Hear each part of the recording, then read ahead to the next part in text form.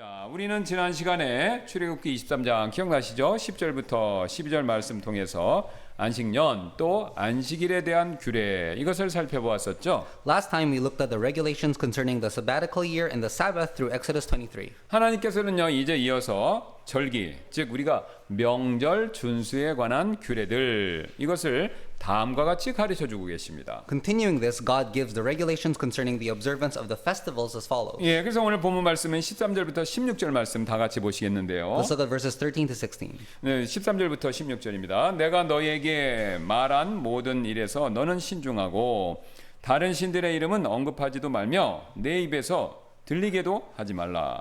너는 한 해에 3번 내게 명절을 지킬지니라. 너는 무교절을 지키라. 내가 내게 명령한 대로 아빗 월에 정한 때 너는 이래 동안 누룩 없는 빵을 먹을지니 이는 그 달에 내가 이집트에서 나왔기 때문이라. 아무도 빈손으로 내 앞에 나타나지 말지니라. 그리고 내가 밭에 뿌린 것 곧 내가 수고하여 얻은 첫 열매들의 수확절을 지키라. 그리고 내가 밭에서부터 내가 수고하여 얻은 것들을 거두어 드리는 때 곧 한 해의 끝에 있는 수장절을 지키라. And in all things that I have said unto you, be circumspect, and make no mention of the name of other gods, neither let it be heard out of thy mouth. 3 times thou shalt keep a feast unto me in the year. Thou shalt keep the feast of the unleavened bread. Thou shalt eat unleavened bread 7 days, as I commanded thee in the time appointed of the month Abib. For in it thou camest out from Egypt, and none shall appear before me empty. In the feast of harvest, the first fruits of thy labors which thou hast sown into the field, and the feast of ingathering, which is in the end of the year, when thou hast gathered in thy labors out of the field. 여러분 지금 하나님께서는요 13절에서 가장 먼저 다른 신들의 이름이나 또 그것에 대한 언급 말도 꺼내지 말라 다른 신들에 관해서 그렇게 명령하고 계시죠. In verse 13, God commands not to mention or even let the names of other gods be heard. 그리고 이어서 이스라엘 백성들이 반드시 꼭 지켜야 될 여러 절기가 있습니다. 그러나 반드시 꼭 지켜야 될 3가지에 관해서 언급하고 계시죠. And he goes on to talk about the festivals that the Israelites must observe. 여러분 언뜻 보기에는요 이방 신들에 대한 이름 언급 이것과요 이스라엘 백성들이 지켜야 할 명절 이것과는요 아무런 연관성이 없어 보이죠. At first, mentioning the names of other gods and the observance of Israel's festivals may seem unrelated. 그러나 그 당시 모든 종교 생활은요 각각의 신들에게 일정한 날짜 절기에 희생물을 드리는 것 이것을 가장 중요하게 여겼습니다. But in those days, all religious life centered on offering sacrifices to various gods on specific dates in festivals. 지난 수요일에 참석하신 분들은 이미 아시는데요. 지난 수요일에 우리가 후원하고 있는 강릉에 계신 어떤 목사님께로부터 기도 부탁 편지를 받았었는데 그 편지 안에 이런 내용이 들어 있었습니다. Last Wednesday, we got a prayer request letter from a pastor that we support in Gangneung.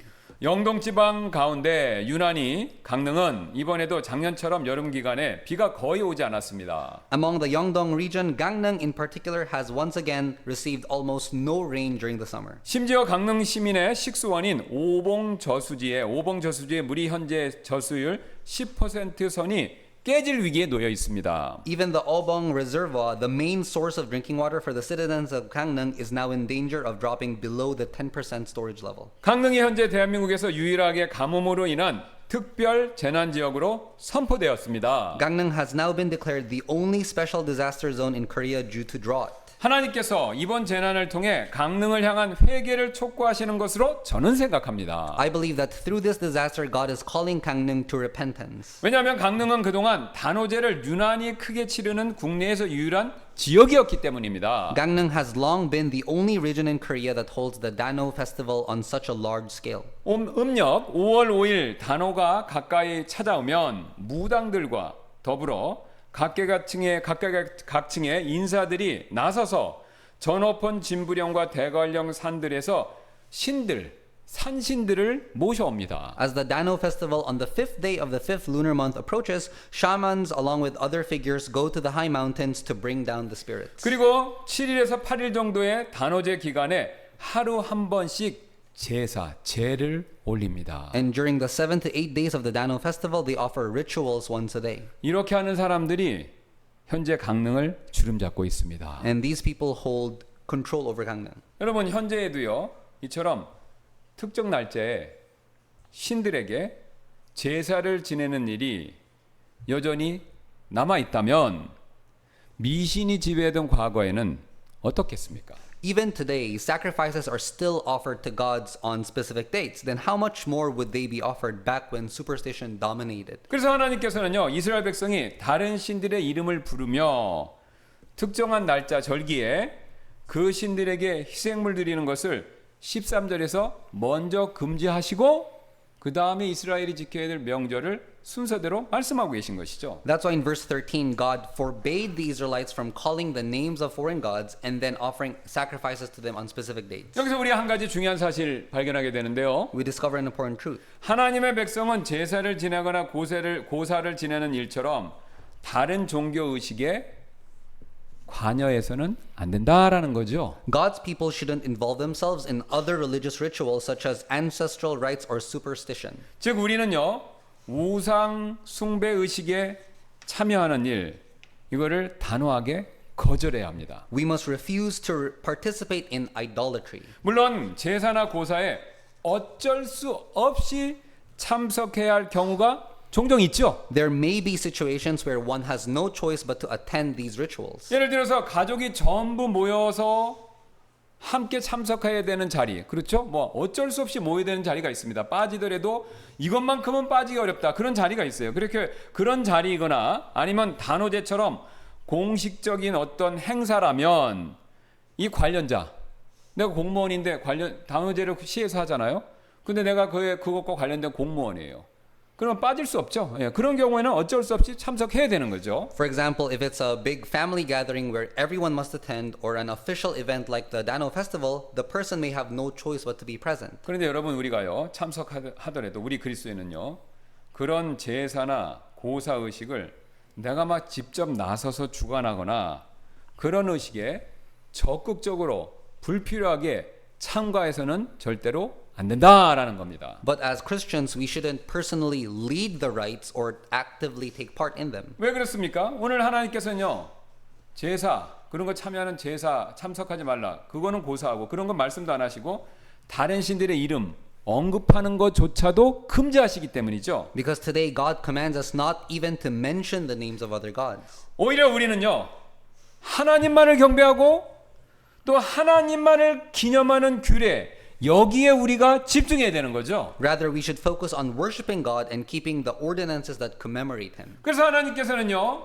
유일한 신이신 자신만을 경배하게 할 목적으로 이스라엘 백성들이 여러 절기 중에서 반드시 이거 세 개는 지켜야 된다. 이 세 가지 명절 절기를 말씀하고 계신 겁니다. 말씀하고 계신 것이죠. That's why the one and true God gave Israel 3 festivals they were required to observe for them to worship Him alone. 그럼 뭐죠? 무교절. 그 다음에요 수학절. 그 다음에 수장절. 이 세 가지죠. These are the Feast of Unleavened Bread, the Feast of Harvest, and the Feast of Ingathering. 여러분 가장 먼저 무교절은요 6월절. 거기 이제 아비월이라는 게 나오죠. 이게 우리는 지금 태양력을 쓰는데 유대인들은 그 당시에 아비월이라고 하는 이게 이제 고대에 이제 이스라엘 근동 지방에 썼던 달력입니다. 그 아비월 6월절이 언제냐면 우리로 치면 3, 4월입니다. 우리 2달씩 묶는데 그 사람들은 아비월 14일인데 그 다음 날인 15일부터 21일까지 한 주간에 지켰던 명절이 바로 뭐냐면 그게 무교절입니다. First, the Feast of Unleavened Bread was observed for 1 week from the 15th to the 21st, beginning the day after Passover. 예, 다시 한번 말씀드리면 무교절, 그러니까 6월절 다음 날부터 일주일간 지키는 명절이 이게 무교절인데 왜 무교절이라는 이름이 붙였냐면 무교병, 누룩을 넣지 않은 빵을 먹는 명절이기 때문이었죠. It's called the Feast of Unleavened Bread because during this festival they ate bread made without yeast. 예, 그래서 오늘 본문이 그 사실 이렇게 말씀하고 있는데요. And that's why verse 15 says this. 예, 15절입니다. 너는 무교절을 지키라. 내가 내게 명령한 대로 아비월에 정한 때, 이게 이제 15일부터 21일까지죠. 정한 때 너는 2일 동안 7일이죠. 누룩 없는 빵을 먹을지니 이는 그달에 내가 이집트에서 나왔기 때문이라. 아무도 빈손으로 내 앞에 나타나지 말지니라. Thou shalt keep the feast of unleavened bread. Thou shalt eat unleavened bread 7 days as I commanded thee in the time appointed of the month Abib. For in it thou camest out from Egypt, and none shall appear before me empty. 여러분 지금 이 명절은요 우리가 이미 앞서서 살펴봤듯이 출애굽 전날 밤 이제 6월절이죠. 그날에 누룩을 넣지 않은 빵을 먹으면서 출애굽을 막 준비했던 그런 역사적인 날을 기념하는 명절이 되는 거죠. This festival commemorates the historic night before the Exodus, the Passover, when the Israelites ate bread without yeast as they prepared to depart from Egypt. 예, 출애굽기 12장 11절 11절 18절은요. 그 유래를 이렇게 설명합니다. 너희는 그것을 이렇게 먹을지니 곧 허리에 띠를 띠고 발에 신을 신고 손에 지팡이를 잡고 급히 먹으라. 그것이 주의 유월절이니라. 첫째 달에 곧 그달 14일 저녁부터 그달 21일 저녁까지 너희는 누룩 없는 빵을 먹을지니라 라고요. Exodus 12:11-18 and thus shall ye eat it with your loins girded, your shoes on your feet, and your staff in your hand, and shall eat it in haste. It is the Lord's Passover. In the first month, on the 14th day of the month at even, ye shall eat unleavened bread until the 21st day of the month at even. 그래서 지금 말씀처럼요. 6월절에 이어서 그러니까 6월절과 붙어 있는 게 무교절입니다. 6월절에 이어서 곧바로 일주일간 누룩 없는 빵을 먹는 무교절이 6월절 무교절이 붙어 있기 때문에 이 성경은요. 두 명절을 묶어서 6월절이라 불리는 무교절 이런 표현까지 씁니다. According to the passage above, since the feast of unleavened bread began right after the Passover and lasted for a week of eating bread without yeast, the Bible refers to the two festivals together as the feast of unleavened bread called the Passover. 예, 그래서 누가복음 22장 1절에 이런 그 표현이 그대로 나오죠. 이제 6월절이라 불리는 무교절이 가까웠더라. 그래서 6월절 무교절을 거의 이렇게 교차하면서 사용을 합니다. Luke 22:1. Now the feast of unleavened bread drew nigh, which is called the Passover. 그래서 이 무교절 명절을 지키는 방식 이것을 자세히 들여다보면요. 이스라엘 백성은요. 무교절이 시작되기 전에 먼저 해야 될 것이 있습니다. 바로 뭐죠? 집에서 누룩을 모두 완벽하게 확실하게 제거하는 일이죠. In the way the feast of unleavened bread was observed, the Israelites first removed all yeast from their houses before the festival. 예, 그래서 출애굽기 12장 15절 그 사실 이렇게 말씀하죠. 너희는 7일 동안 누룩 없는 빵을 먹을 것이요. 그러니까 빵만 먹는 게 아닙니다. 무교병만. 그 첫째 날에 너희 집들에서 누룩을 제거할지니 빵만 먹는 것이 아니라 누룩도 제거해야 됩니다. 이는 누구든지 첫째 날부터 일곱째 날까지 누룩 있는 빵을 먹는 그 호는 이스라엘에서 끊어질 것이기 때문이니라. Exodus 12:15. 7 days shall ye eat unleavened bread. Even the first day ye shall put away leaven out of your houses. For whosoever eateth leavened bread from the first day until the seventh day, that soul shall be cut off from Israel. 여러분 지금 굉장히 무서운 경고를 주시죠. 무교절 기간 동안에요. 누룩이 들어간 빵, 일반 빵을 먹는 사람은요. 끊어진다. 죽음을 각오해야 된다는 거죠. Now God warns that anyone who eats bread with yeast during the feast of unleavened bread will be cut off from Israel. 예, 그래서 무교절 명절이 시작되면요. 모든 이스라엘 백성들은요. 일주일 동안 뭐만 먹어야 됩니까? 무교병 이것만 먹어야 됐죠. Therefore, once the festival began, they were to eat only unleavened bread. 네, 그래서 레위기 23장 6절이 그 사실을 명확히 하는데요. 또 같은 달 15일 일은 주를 위한 무교절이니 7일 동안 너희는 반드시 누룩 없는 빵을 먹어야 하느니라. And on the 15th day of the same month is the feast of unleavened bread unto the Lord. 7 days ye must eat unleavened bread. 여러분 잘 아시는 것처럼 누룩은 어떤 역할을 하죠? 음식을 발효시키는 발효제죠. Yeast is a leavening agent that ferments food. 그래서 누룩의 이런 특징 때문에 성경에서 누룩은요. 부정적인 이미지로 사용될 때는 죄와 악의 성질을 상징하죠. And in the Bible, yeast is often used negatively as a symbol of sin and evil. 그래서 지금 무교절이 보여주고 있는 영적 의미 이거 굉장히 명백한데요. So the spiritual meaning revealed through the feast of unleavened bread is clear. 예, 바로 이런 뜻이죠. 6월절을 통해서 구원받은 하나님의 백성들은요.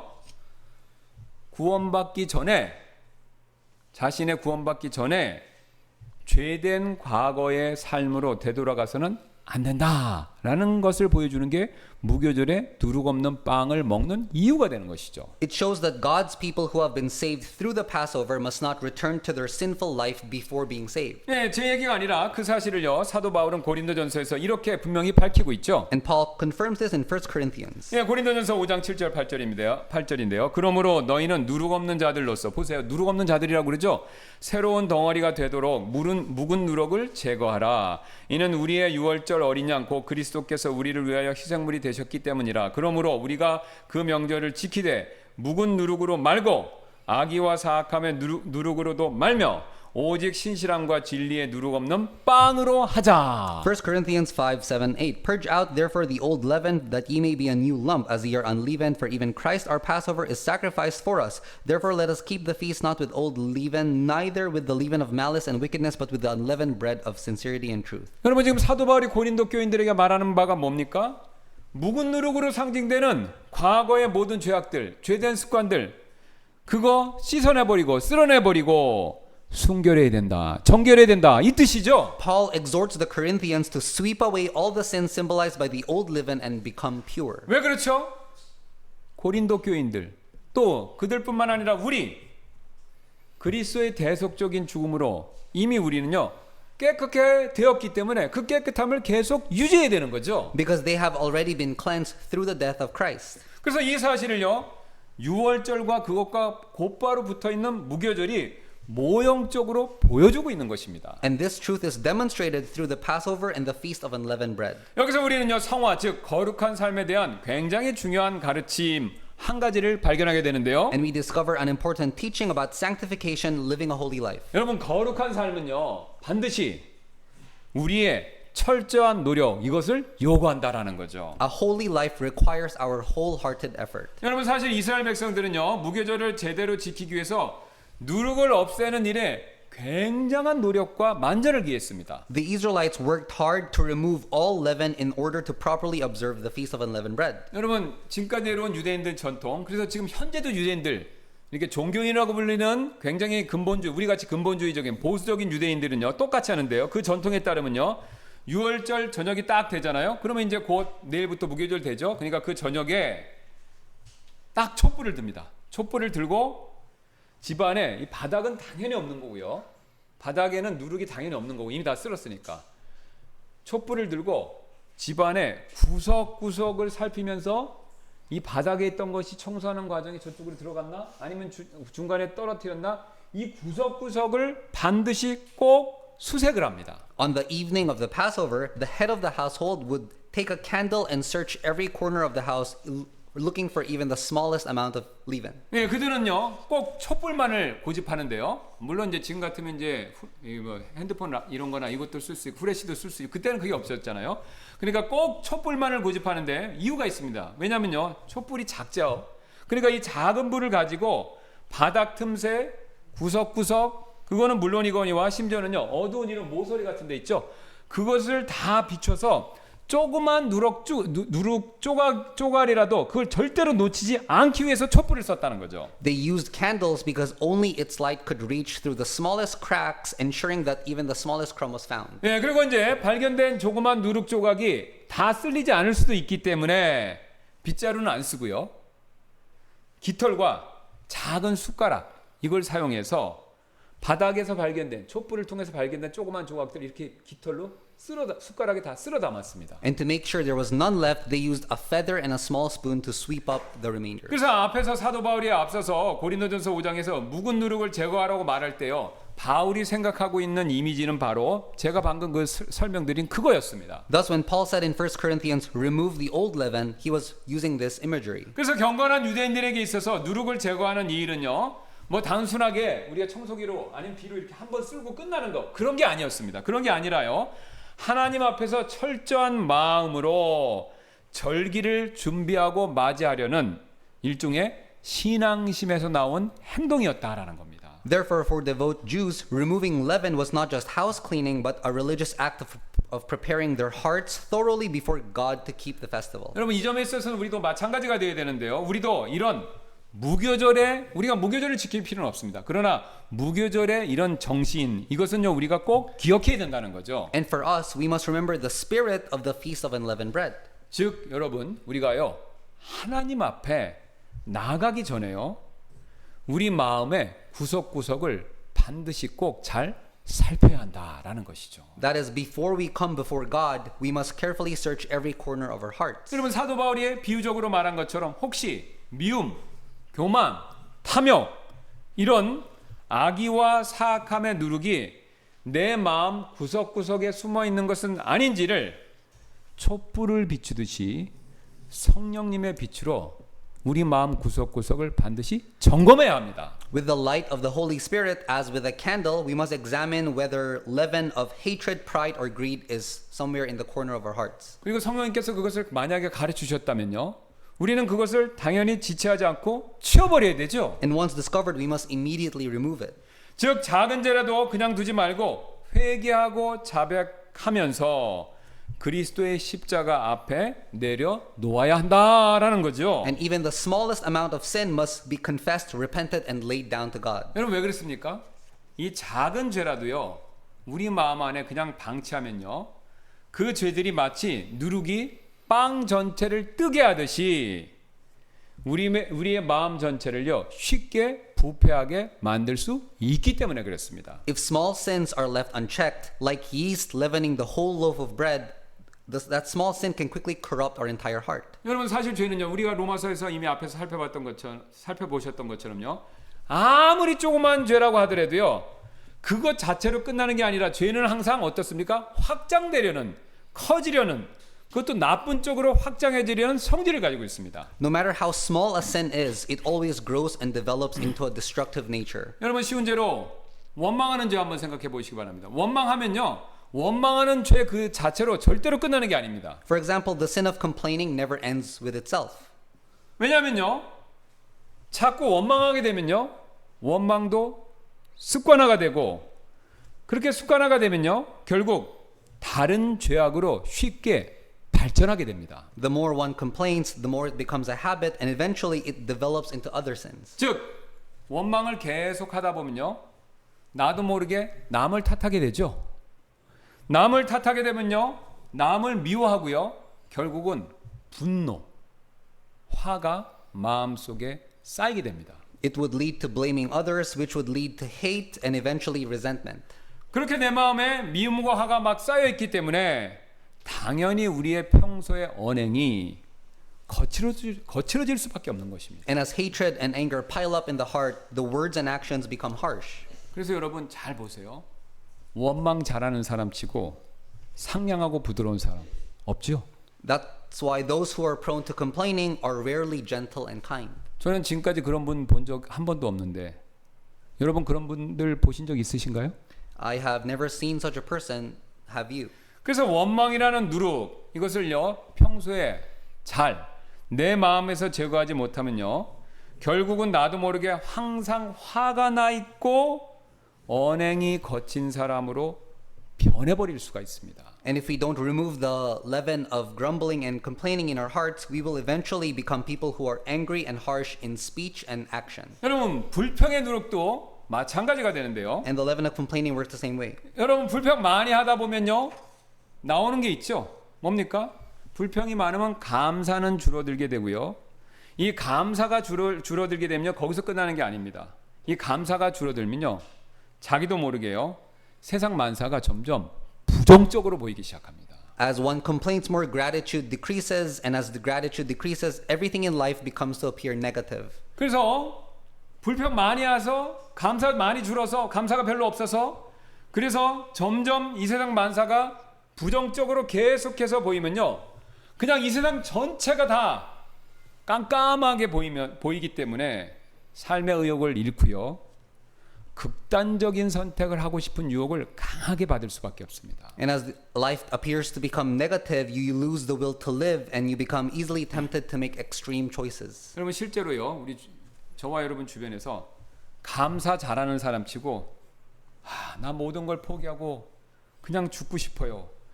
이렇게 쉽게 말하는 사람 없습니다. A person who practices gratitude daily does not easily say, I want to give up and die. 오히려요 불평이 많은 사람이 그런 유혹에 쉽게 빠지죠. It's a person who complains often who usually says those most. 여러분 낙심도 똑같습니다. And the same is of discouragement. 내가 낙심에 빠지면요 절대로 거기서 끝나는 것이 아니라 이 낙심이란 죄는 또 무섭습니다. 내 주변 사람도 같이 쉽게 낙심에 빠지게 만든다는 거죠. When I fall into discouragement, those people around me also become discouraged. 여러분 이스라엘 백성들 생각해 보세요. 이스라엘 백성들이 어렵게 힘들게 가나안 땅 입구까지 왔다가 그 정탐꾼들이 가나안 땅 탐색하고 돌아와서 낙심하는 말을 하자 어떻게 됐습니까? 그들에게서 끝난 게 아니죠. 그게 삽시간에 이스라엘 백성들 전체에 퍼졌고 그 결과 그들은 어떻게 됐습니까? 가나안 땅에 들어가지도 못하고 전부 광야에서 죽게 되었죠. When the spies of Israel returned from Canaan and spoke words of discouragement, that discouragement spread throughout the group and they couldn't enter Canaan but died in the wilderness. 여러분 이처럼 죄는요 단순히 그 죄 자체로서 끝나는 것이 절대로 아니다라는 것이죠. Sin never ends with itself. 항상 죄는요 누룩처럼 커지고 확대되려는 그런 특성을 가지고 있습니다. Sin always grows and spreads like leaven. 그래서 미리부터 그게 퍼지기 전에 미리부터 발본색원을 해야 되죠. And so before it grows, it must be rooted out from the start. 마치 이스라엘 백성들이 어떻게 했습니까? 무교절에 열심히 누룩을 찾아서 없애려고 했던 것처럼 우리도 부지런히 우리 마음속에 그런 죄들을 미리 찾아서 없애려고 해야 된다는 것이죠. Just like how the Israelites diligently searched for and removed all the leaven from their houses. 그래서 저와 여러분 우리는요 이번 한 주간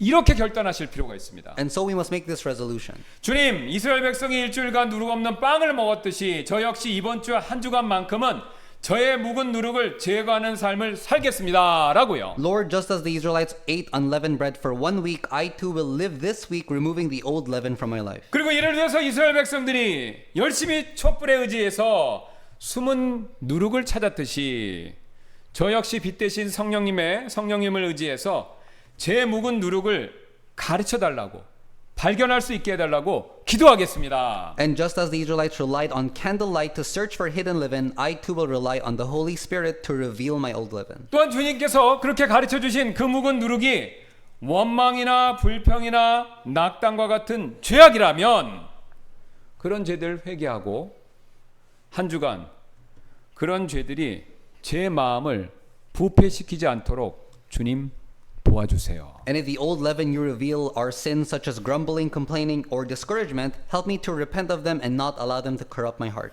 그 결과 저의 이번 주 한 주간의 삶이 누룩 없는 순전한 빵처럼 사도 바울이 말했던 것처럼 누룩 없는 순전한 빵처럼 하나님께 드려지는 삶이 되게 해주세요라고요. As a result, may my life this week be like pure unleavened bread offered up to God. 그러므로 이번 주 한 주간도 이를 실천하는 저와 여러분들 되시기를 주님의 이름으로 소원합니다. I pray in the name of the Lord that you and I will put this into practice through this week. 예, 우리 지금까지 이스라엘 백성이 반드시 지켜야 될 세 가지 절기, 무교절, 수학절, 수장절 이 세 가지 중에서 첫 번째 절기인 무교절에 대해서 살펴보았는데요. So far, we have looked at the first of the 3 festivals, the Feast of Unleavened Bread. 예, 이제 16절에서 말하는 두 번째 절기인 수학절에 대해서 살펴보겠습니다. Now let's consider the second mentioned, the Feast of Harvest. 예, 16절 보시겠습니다. Let's look at verse 16. 그리고 내가 밭에 뿌린 것 곧 내가 수고하여 얻은 첫 열매들의 수학절을 지키라.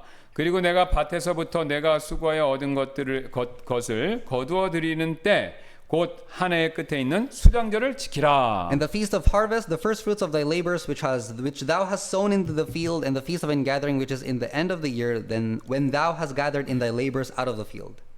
여러분 이 수학절은요 우리나라에서 보통 맥추절 이렇게 번역을 했는데요. 이 수학절은요 첫 열매를 수확했을 때 지키는 명절로서 그러니까 우리로 치면 추석하고 거의 비슷하다고 생각하시면 됩니다. 그래서 지키는 명절로서 신약에서는요 또 다른 이름으로 불렸죠. 오순절이었습니다. The feast of harvest, similar to Chuseok, was celebrated at the first time of the first fruits of the harvest. And in the New Testament, it was called the Pentecost. 예, 그래서 오순절이라고 불렀던 이유가 있죠. 자, 무교절 둘째 날 아비월 16일이죠. 이때 뭘 했냐면요. 이게 이제 첫 열매라는 게 있습니다. 그러니까 이게 첫 번째 수확을 말하는 게 아니라 이게 지금 이제 여러분 농산물 보시면 제일 먼저 나는 게 있고 본격적으로 나죠 보통. 예, 그러니까 항상 앞서서 나는 게 있습니다. 그러면 제일 처음에 열매가 맺는 것이 있거든요. 그러면 그거는 반드시 어떻게 됩니까? 그걸 반드시 가지고 와서 첫 이삭단을요 요제로 드려야 됩니다. 이걸 초실절이라고 그러죠. 그러니까 첫 열매는 하나님께 속했기 때문에 이제 앞으로 본격적인 수확에 앞서서 제일 먼저 익은 곡식들을 이삭을 따다가 초실절로 그걸 드려야 되는데 그 초실절로부터 7주가 지난 다음 날이 바로 50일이 되죠. 그 50일이 되는 날에 지킨 절기가 수학절인데 50일을 강조하기 위해서 오순절 이렇게 얘기하는 겁니다. It was called Pentecost because it was observed on the 50th day when the first sheaf of grain was presented as a wave offering on the second day of the Feast of Unleavened Bread. 예, 그래서 레위기 23장 15절 16절에 이렇게 자세히 설명되어 있는데요. 또 너희는 안식일 다음 날 곧 너희가 너희에게 요제 헌물 단을 가져온 날부터 초실절이죠. 그 초실절 날부터 세어서 7안식일 7주일을 채우라. 또 7번째 안식일 다음 날까지 너희는 50일을 세어서 새 음식 헌물을 주께 드릴지니라. And ye shall count unto you from the morrow after the Sabbath, from the day that ye brought the sheaf of the wave offering. 7 Sabbaths shall be complete. Even unto the morrow after the 7th Sabbath shall ye number 50 days, and ye shall offer a new meat offering unto the Lord. 예, 정리하면 이렇습니다. 수학절은요. 6월절 지나고 나서 몇 일째요? 50일째 되는 날이죠. In other words, the Feast of Harvest was the 50th day after the Passover. 그래서 이 50이라는 숫자 때문에 수학절을 어떤 이름으로 부른다고요? 오순절 이렇게 부르는 겁니다. And that's why it was called the Pentecost. 그리고 또 다른 말이 있습니다. 또 다른 명칭이 하나 더 있는데 77절이 있습니다. 이 똑같은 날인데 77절이라고 또 불러요. It was also called the Feast of Weeks because, as mentioned above, it fell on the day after 7 weeks. 예, 왜냐면요. 위에서 나온 것처럼 7일씩 7주가 지난 다음 날이 바로 이 명절이기 때문에 77이 나오니까 그래서 77절 이렇게 부르는 겁니다. Yeah, would you repeat again? It was called the feast of. And I read this part. the day it was called the Pentecost because it was observed on the 50th day, the day after 7 full weeks had passed from the day of the first fruits, when the first sheaf of grain was presented as a wave offering on the second day of the feast. 예. 그래서 34장 출애굽기 34장 22절에 너는 77절 이 77절이 성경에 나옵니다. 곧 밀수확의 첫 열매들의 명절을 지키고 한 해가 끝날 때는 수장절을 지킬지니라. 여기서 이제 수확절이라 안 그러고 77절 이렇게 부르죠. And thou shalt observe the feast of weeks of the first fruits of the wheat harvest and the feast of ingathering at the year's end. 여러분 이처럼 수확절은요. 오순절, 77절 등 다양한 이름을 가지고 있는데 그 중에서도 오늘 특별히 수확절이다라고 부른 이유는요. 이 절기가 밀과 보리를 수확하고 주님께 감사를 표하는 그런 명절이었기 때문이죠. The Feast of Harvest was known by various names such as Pentecost or the Feast of Weeks, but it's called the Feast of Harvest here because it was the festival of reaping wheat and barley and giving thanks to God. 예, 그래서 이스라엘 백성들은요. 첫 수확에 대한 감사의 표시로 밀과 보리뿐만 아니라 포도, 무화과, 석류, 올리브 그리고 종려나무의 열매를 포함한 7종류의 농산물을요. 성전에 가져와서 하나님께 요제 흔드는 거 아시죠? 이렇게 요제로 하나님께 드렸습니다. And as a token of gratitude for the first harvest, the Israelites brought not only wheat and barley, but also grapes, figs, pomegranates, olives, and dates, 7 kinds of produce in all to the temple and presented them to God. 그래서 이렇게 수확절은요 하나님께 감사, 특별히 감사를 표시하는 명절이었기 때문에 이와 관련돼서 몇 가지 중요한 의미를 가지고 있었는데요. The Feast of Harvest was a festival of thanksgiving to God and carried several meanings. 가장 먼저 이 수확절, 이 명절은요 이스라엘 백성들에게 모든 것이 하나님께로부터 나왔다라는 사실을 기억하게 만들어주는 절기였습니다. The festival reminded the Israelites that everything came from God. 그래서 하나님께서는요 수확절에서 첫 열매를 드릴 때 이스라엘 백성들이 꼭 이렇게 고백하라고 이렇게 시키셨습니다. So when offering the first fruits, God instructed the Israelites to make this confession. 예, 그래서 신명기 26장 10절 11절에 이렇게 하라고 아예 하나님 못 박으셨는데요. 보소서 오 주여 이제 내가 주께서 내게 주신 땅의 첫 열매들을 가져왔나이다 할지니라. 그리고 너는 그것을 주 내 하나님 앞에 두고 주 내 하나님 앞에 경배할지니라. 또 주 내 하나님께서 너와 내 집에 주신 모든 좋은 것으로 인하여 너는 레위인과 너희 중에 거하는 나그네와 함께 기뻐할지니라. 자, 누가 줬다고 그럽니까? 주님이 줬다. 그 얘기를 강조하죠. And now behold, I have brought the first fruits of the land which thou, O Lord, hast given me, and thou shalt set it before the Lord thy God, and worship before the Lord thy God. And thou shalt rejoice in every good thing which the Lord thy God hath given unto thee and unto thine house, thou and the Levite and the stranger that is among you. 여러분 이 수확절은요. 하나님이 주신 곡식을 누구에게 돌려드리는 겁니까? 하나님께 돌려드린다라는 그 점에 있어서요. 이 세상 만물의 시작과 끝은 누구에게 속했다고요? 주님께 속했습니다라는 사실을 강조하기 위해서 하나님이 만드신 절기였습니다. The Feast of Harvest emphasized that the beginning and end of all things belong to God, since it was about returning to God everything He has given to us. 제가 이걸 공부해 보니까요. 이게 요즘의 우리는요.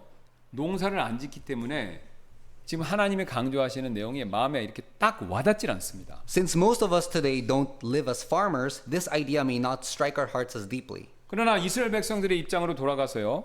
한번 생각해 본다면요. 우리가 농부의 입장으로 돌아가는 거죠. 농부의 입장으로 돌아가서 생각해 본다면요. 한 해 농사의 첫 수확물 그거는요. 감사 그 자체였습니다. But if we put ourselves in the place of the Israelites, the first harvest of the year was itself an act of thanksgiving. 왜 그렇죠? 농사 지으신 분들 계실 텐데 잘 아실 겁니다. 이 농사일이라는 것이요. 사람이 아무리 노력하고 열심히 애쓴다고 사람 마음대로 되지 않는 게 바로 농사일이에요. Because no matter how hard a person works, farming is something that never goes according to human will. 일례로 제때 비가 와줘야 되죠. 근데 제때 비가 와준다고 다 끝나는 게 아닙니다. 비가요 너무 조금 와도 농사 망치고요. 비가 또 너무 많이 와도 농사를 망칩니다. For example, rain had to come at a specific time, yet if it came too much, the crops would be ruined, and if too little, it would also be ruined. 게다가 지금은 뭐 농약이라도 있으니까 괜찮은데 과거에는요 농약이 없으니까 이 병충해가 들끓면요 그 피해 말할 수가 없는 거죠. And in addition, unexpected plagues, pests, or diseases could cause serious damage. 한마디로 농사가 잘 되고 못 되는 건요 결국 세상 사람 말처럼 하늘에 달려 있었고 그래서 농부들은요 그냥 그저 하늘 바라보고 뭐요? 빌 수밖에 없었고 그래서 결국 그것이 이방 종교로 발전하게 된 것입니다. Basically, the success of farming depended on the heavens, so farmers could only pray toward the sky and eventually developed into pagan religions. 그런데 여러분 이스라엘 백성들은요 주변에 있는 가나안 백성들과는 달랐다는 것이죠. But the Israelites were different from the others. 왜냐하면요 그들은요 이 세상 만물의 주인이 바로 하나님이시다라는 사실을요 분명히 알고 있었기 때문이죠. Because they knew that the Lord Himself was the master of all things. 그래서 예언자 이사야가 그 사실 이렇게 말씀한 적이 있는데요. 이사야 45장 18절입니다. Thus Isaiah said this in Isaiah 45:18. 이는 하늘들을 창조한 주가 이같이 말하기 때문이라 하나님이 친히 땅을 조성하고 그것을 만들었으며 그가 곧 내가 그것을 견고하게 하고 그가 곧 내가 그것을 헛되이 창조하지 아니하였으며 그가 곧 내가 그것을 사람이 거주하도록 조성하였느니라. 나는 주니 나 외에는 다른 이가 없느니라. For thus said the Lord that created the heavens, God Himself that formed the earth and made it. He hath established it. He created it not in vain. He formed it to be inhabited. I am the Lord and there is none else. 여러분 그렇죠. 우리가 믿고 섬기는 하나님 그분이야말로 이 세상 만물을 만드시고요 다스리시는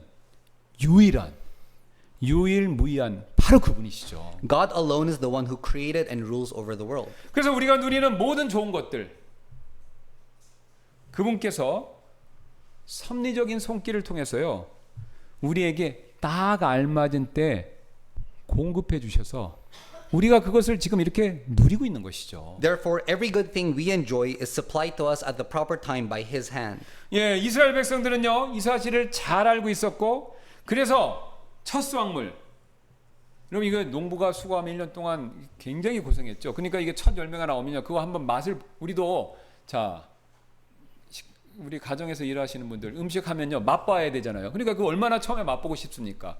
그래서 처음에 농부도 자기가 맛보고 싶은데 자기가 그 맛을 안 보고요 누구한테 드리는 거예요? 우선적으로 하나님께 드림으로 감사를 표시했던 것입니다. And so the Israelites, before tasting the first harvest for themselves, they expressed gratitude by offering it to God. 이거요 우리가 실행하고 있는 식사전 감사기도 이거와 굉장히 비슷한 것입니다. And it's similar to how we, before eating a meal, give thanks in prayer to God. 그래서 시편 기자가 우리에게 이렇게 권면하고 있는데요. And so the psalmist exhorts us in these words. 예, 시편 136편 25절입니다. 모든 육체에게 음식을 주시는 그분께 감사하라. 이는 그분의 긍휼이 영원히 지속되기 때문이로다. Who giveth food to all flesh, for His mercy endureth forever. 하나님께서는요 이처럼 절기를 통해서 우리의 일용할 양식과 필요한 것들을 하나님께서 그분이 공급해 주신다라는 사실을 깨닫고요.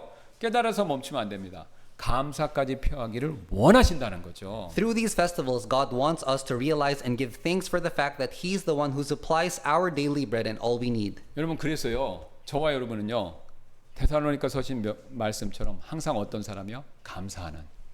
항상 감사하는 사람이 되어야 됩니다. Therefore, we must keep this truth and become people who are always thankful. 여러분 이게 전부가 아닌데요. 수학절은 우리에게 또 다른 사실을 알려주고 있습니다. The Feast of Harvest also teaches us another truth. 하나님께서는요. 우리가 감사 표할 때 반드시 빈손으로 오는 거 그거 원치 않으십니다. God doesn't want us to come before Him empty-handed. 즉 우리가 하나님께 뭔가 감사하는 마음이 들었다면요. 그런 감사의 마음을 담아서 꼭 헌물로 드리는 거 이것을 원하신다는 거죠. When we feel thankful to God, He wants us to express it tangibly by bringing an offering. 예, 그 사실을 성경이 이렇게 분명하게 얘기하는데요. 신명기 16장 16, 17절입니다. Deuteronomy 16:16 to 17 says this. 예, 내 모든 남자는 한 해에 3번 주 내 하나님께서 택하실 곳에서 그분 앞에 보일지니 곧 무교절과 77절과 여기선 77절이 얘기하죠. 77절과 장막절에 보이되 그들이 주 앞에 빈손으로 보이지 말고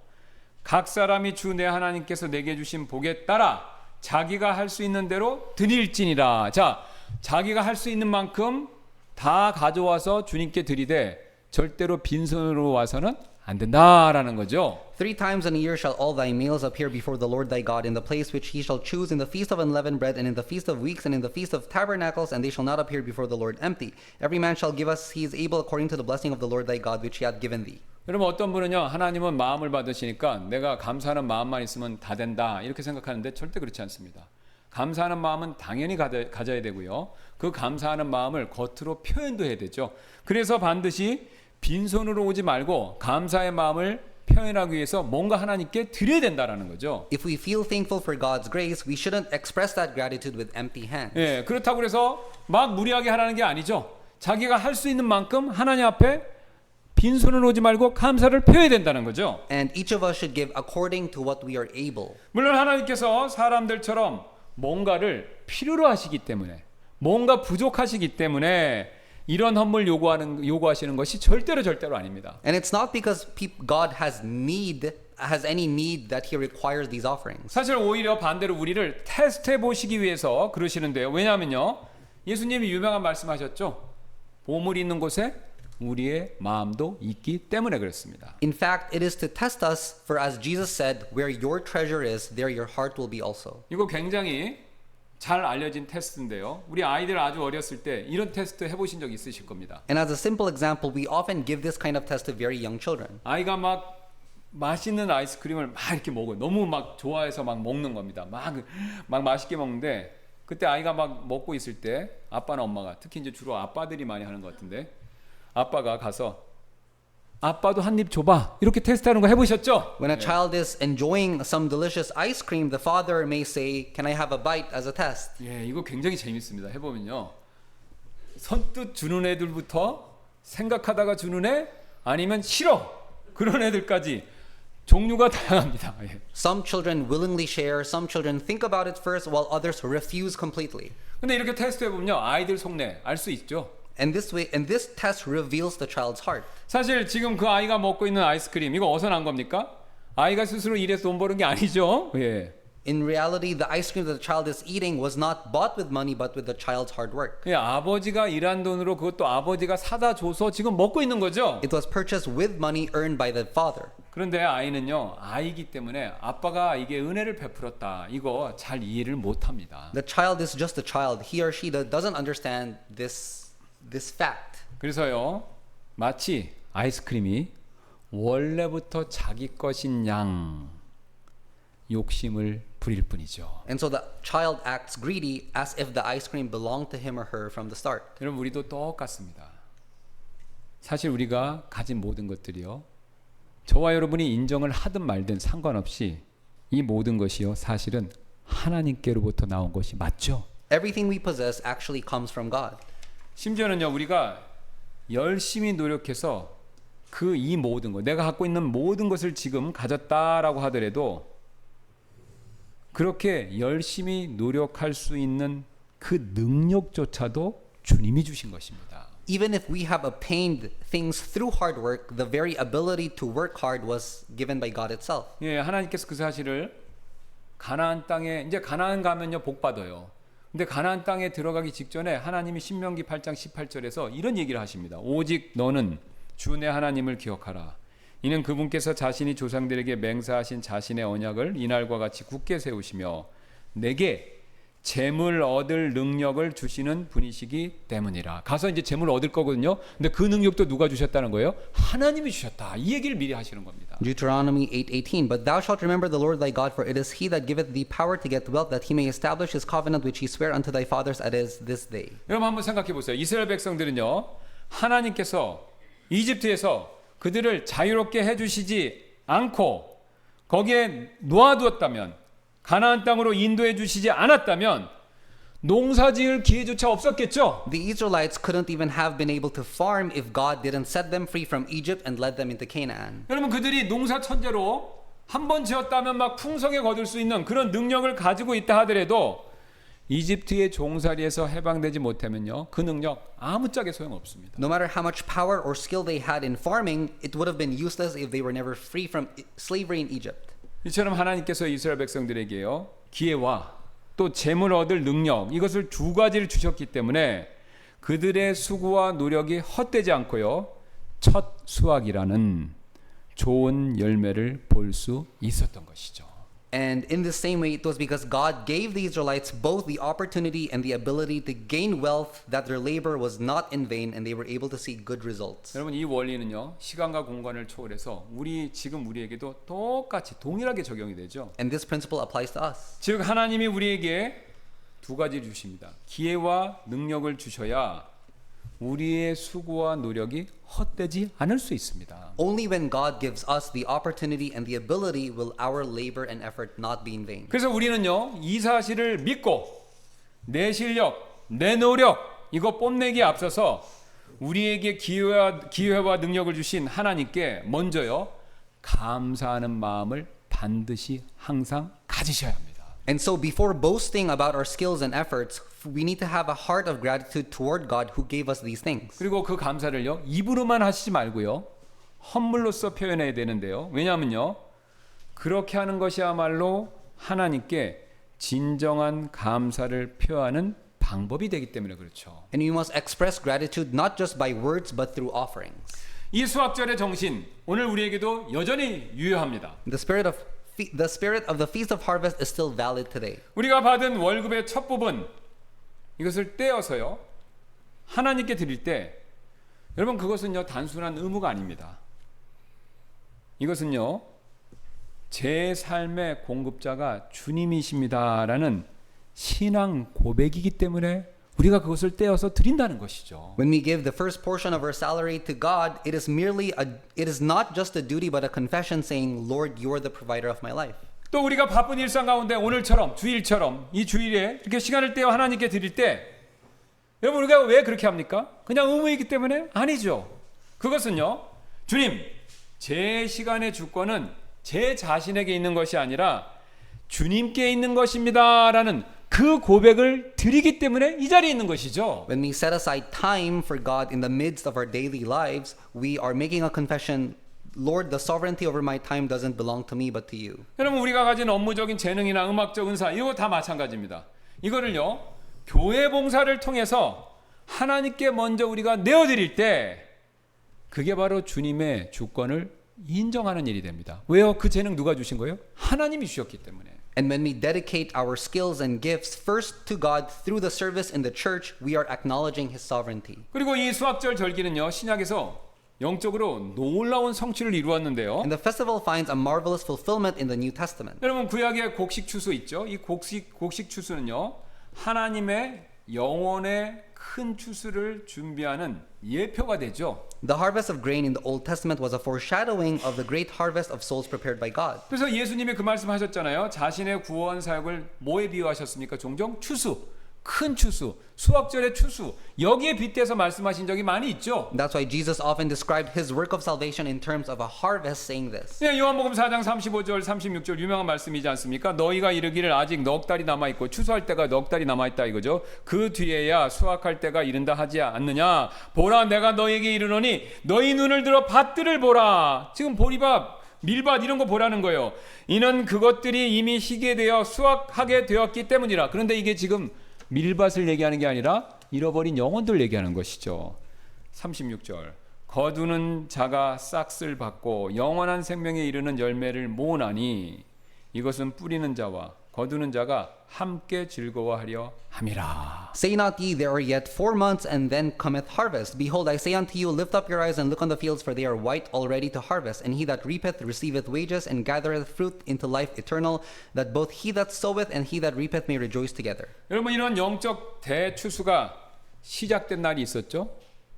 신약시대 어느 날이죠? 오순절. 그 오순절이 무슨 절이라고요? 수확절이었습니다. The day this great spiritual harvest began was the Pentecost, that is the feast of harvest. 그러니까 하나님이 왜 오순절에 3,000명을 하셨냐면 이유가 있는 겁니다. 이게 뭐하고 딱 맞아 들어갑니까? 수확절하고 딱 맞는 거예요. 그래서 예수님 뿌리는 건 누가 뿌리셨어? 예수님 복음을 막 뿌리셨잖아요. 교회가 언제 시작되냐는 것에서 논쟁의 여지가 있지만 어쨌든 예수님 오셔서 뭐 했습니까?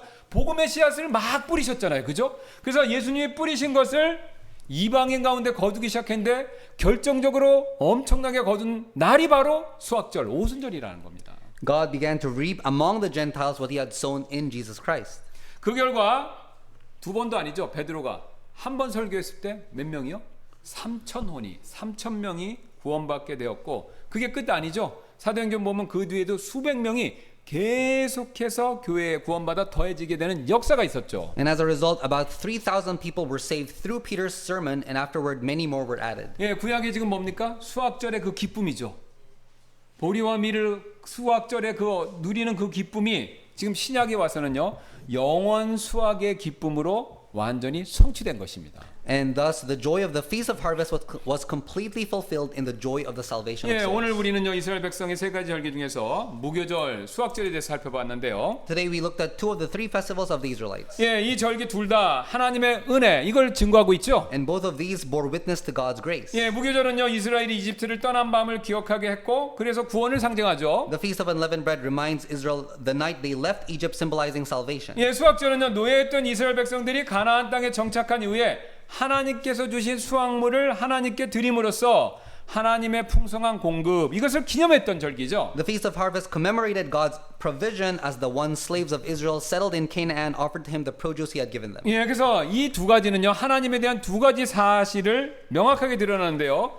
구원하시는 하나님 또한 공급하시는 하나님 이거 두 가지를 보여주죠. And together these show that God who saves is also the God who provides. 근데 여기에는요 한 가지 원칙이 또 다른 한 가지 원칙이 더 드러난대요. And we see one important principle. 여러분 둘 다 하나님의 은혜를 얘기하는데 이 은혜는요 점점 뒤로 갈수록 커지고 풍성해진다. 그 사실을 우리에게 알려주고 있습니다. God's grace grows greater and more abundant over time. 여러분 생각해 보세요. 이스라엘 백성들은요 무교절에는요 딱딱한 맛이 없이 딱딱한 무교병 이것만 먹었죠. During the feast of unleavened bread, the Israelites ate only unleavened bread. 그런데 나중에 수확절에는요 7가지의 풍성한 수확물을요 마음껏 먹게 되었습니다. But later at the feast of harvest, they enjoyed 7 kinds of abundant produce. 어떻게 이런 일이 벌어졌습니까? 하나님께서요 뒤로 갈수록요 은혜를 줄이신 게 아니라 은혜를 점점 더 크게 베푸셨기 때문이죠. 자 보세요. 누룩은 나쁜 쪽으로 커지고 은혜는요 점점 커지는 겁니다. Because as time went on, God poured out his grace more and more abundantly. 그래서 이처럼 점점 커지는 하나님의 은혜를 경험했던 이스라엘 백성들은요 기쁨과 감사로 하나님께 자신들의 수확의 첫 열매들을요 정말로 온 마음을 다해서 드렸던 것입니다. And having experienced this grace of God, the Israelites joyfully brought their first fruits to him. 즉 그들은요 자신들을 이집트에서 구원해 주신 하나님의 구원의 은혜에 감사해서 첫 열매 드렸고요.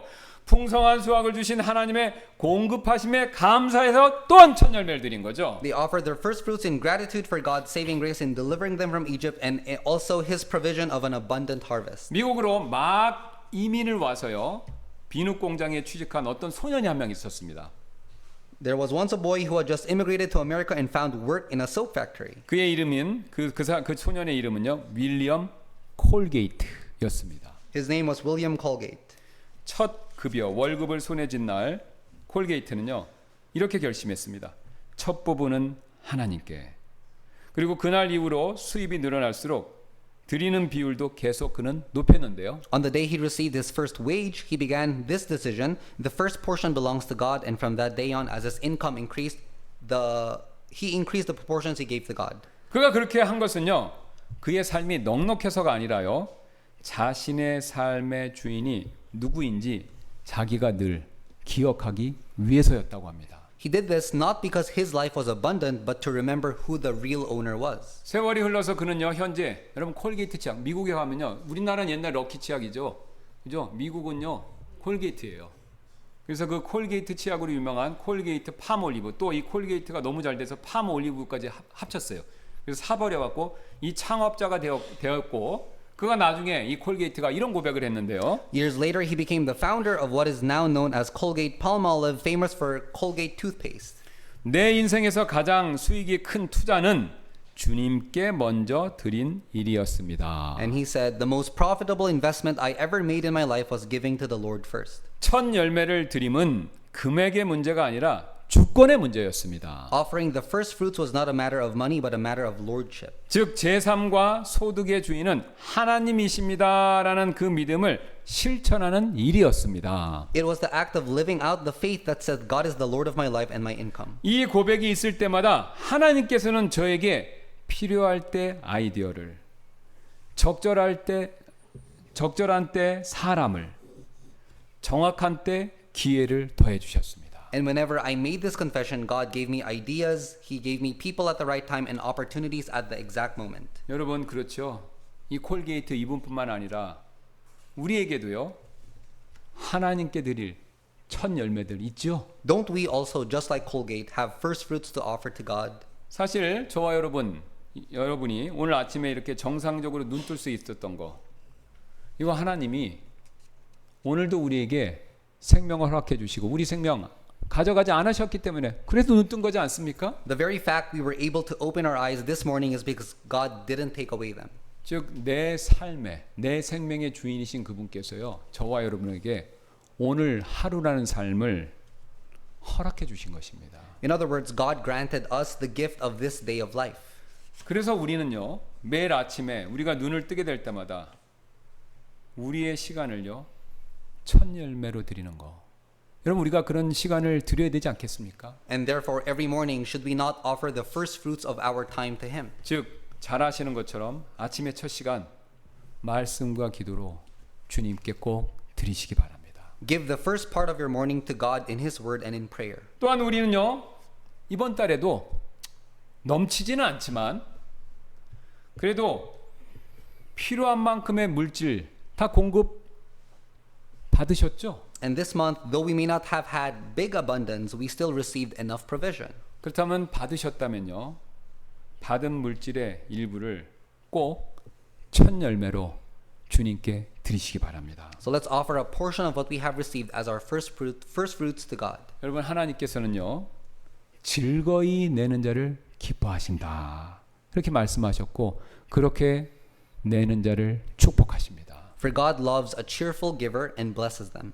또한 우리의 열정과 헌신 이거 첫 열매로 드리시지 않겠습니까? Should we not also offer our passion and dedication as first fruits? 하나님은요 우리가 드린 그런 열정과 헌신을 통해서 교회를 세우시고요 잃어버린 영혼들을 구원하는 데 쓰십니다. Through this, God builds up His church and brings life to other souls. 그래서 이 시간 잠시 이렇게 기도하는 시간을 좀 갖도록 하겠습니다. Now let's take a moment to pray. 주님, 제 삶이 제 힘으로 이룬 것이 아님을 이 시간 고백합니다. Lord, I confess that my life has not been achieved by my own strength. 제가 가진 모든 것이 사실 주님의 은혜입니다. 저의 첫 시간, 첫 물질, 첫 열정 주님께 드립니다. Everything is by your grace. I give you my first time, my first possessions, and my first passion. 이런 것들을 받아주시고 제 삶에 날마다 일용할 양식을 더해주시고 교회를 세우는 데 사용해 주시고 풍성한 영적 추수를 이룰 수 있도록 저를 축복해 주세요. Receive these, Lord, and bless me by providing my daily bread, using them to build up your church and bringing about an abundant spiritual harvest. 예, 제가 잠깐 기도하고 이후에 쓸 초청 시간에 우리 이런 기도 드리는 시간 갖도록 하겠습니다.